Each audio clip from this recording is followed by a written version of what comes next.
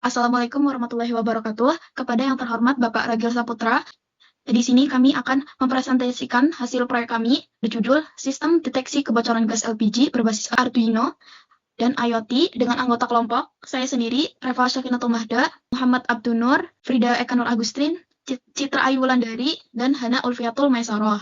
Gas LPG merupakan salah satu sumber energi yang banyak digunakan di rumah tangga maupun tempat usaha karena praktis dan efisien. Namun, penggunaan gas LPG juga memiliki resiko, terutama apabila terjadi kebocoran pada tabung, regulator, atau selang gas. Kebocoran gas yang tidak segera diketahui dapat menyebabkan penumpukan gas di dalam ruangan. Kondisi ini berbahaya karena dapat memicu kebakaran maupun ledakan apabila terkena percikan api. Berdasarkan kondisi tersebut, masalah yang sering terjadi adalah pengguna baru menyadari adanya kebocoran ketika bau gas sudah sangat menyengat. Artinya, kadar gas di udara sudah berada pada tingkat yang berbahaya. Oleh karena itu, diperlukan suatu sistem yang mampu mendeteksi kebocoran gas secara otomatis dan memberikan peringatan sejak dini. Tujuan dari proyek ini adalah mendeteksi keberadaan gas LPG di udara menggunakan sensor MQ2, memberikan peringatan melalui LED dan buzzer saat terjadi kebocoran, menampilkan kondisi aman, waspada, dan bahaya berdasarkan kadar gas.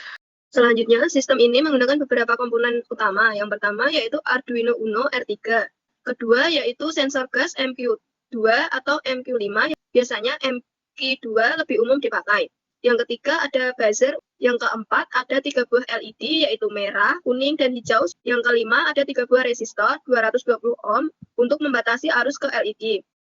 Oke, selanjutnya kita akan menampilkan simulasinya pada Walkly. Seperti ini, setelah komponen-komponen yang telah disebutkan kita rangkai, maka akan bentuknya seperti ini. Ini untuk sensornya di sini, untuk Arduino Uno, dan ini untuk lampu LED-nya, dan ini untuk buzzer-nya. Lalu kita juga memakai kode seperti ini. Yang pertama kita akan simulasikan dulu. Di sini pertama kita setting untuk nilai gasnya di bawah 300. Seperti di kode ada batasnya 300 dan 500. Jika nilai gasnya di bawah 300, maka lampu yang menyala adalah lampu hijau dan buzzernya akan mati yang menandakan ruangan tersebut aman. Jika kita setting pada nilai gasnya di antara 300 dan 500, maka lampu kuninglah yang menyala dan buzzernya akan berbunyi pelan. Lalu jika kadar gasnya kita naikkan di atas 500, maka lampu merahnya yang menyala dan buzzer akan bersuara kencang yang menandakan ruangan tersebut sudah mengalami kebocoran yang sangat parah. Oke, kita matikan terlebih dahulu. Nah, selanjutnya saya akan menjelaskan tentang kodenya dan fungsi pada matematikanya. Yang pertama, saya menggunakan fungsi ambang batas atau threshold. Di sini dalam kode saya menentukan untuk batas waspadanya di 300 dan untuk batas bahayanya di 500, yang menandakan jika nilai gas di bawah 300 maka aman, nilai gas di antara 300 dan 500 maka bernilai waspada, dan jika nilai gasnya di atas 500 maka sudah menandakan bahaya. Untuk pengaturan lampunya sudah diatur dalam kode yang ini. Jika ini nilai gas di bawah batas waspada, kondisinya aman, lampu LED-nya yang menyala atau high, lampu kuning dan merah akan low, dan buzzernya tidak akan bersuara. Untuk kondisi yang waspada adalah nilai gas di antara batas waspada dan batas bahaya, yang mana lampu akan LED hijaunya mati, LED kuning high atau menyala, LED merahnya mati, dan buzzernya akan bersuara rendah dengan delaynya 200 itu akan berarti menandakan 1 detik itu 5 kali. Lalu untuk kondisi bahaya, yaitu nilai gasnya di atas batas bahaya, yaitu tadi 500, di mana lampu hijau akan mati, lampu kuning mati, dan lampu merahnya menyala. Untuk buzzer akan suaranya cepat dan nyaring, dan dalam 1 second akan berbunyi 10 kali.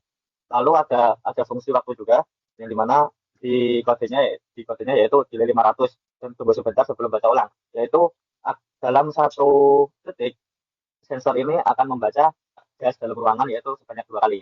Jadi setiap 500 milisecond, 1 detik 2 kali. Mungkin seperti itu yang bisa saya jelaskan untuk simulasinya di Walkly. Selanjutnya bisa dilanjutkan untuk manfaat sistemnya.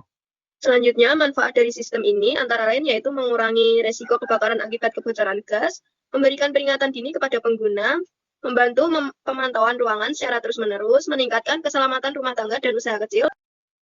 Baik, selanjutnya yaitu ada keterbatasan sistem. Yang pertama yaitu sensor MQ2 membutuhkan waktu pemanasan sebelum akurat. Sensor tidak dapat menentukan lokasi pasti kebocoran. Nilai ambang masih berdasarkan kalibrasi sederhana, dapat terpengaruh oleh asap atau gas lain di sekitar. Selanjutnya ada saran pengembangannya. Yang pertama ada penambahan fitur IoT menggunakan modul ESP8266 yang terhubung dengan platform Blink atau TeamSpeak. Pengguna dapat menerima notifikasi pada smartphone ketika terdeteksi kebocoran gas meskipun sedang berada di luar rumah. Baik, sekian dari kelompok kami. Terima kasih.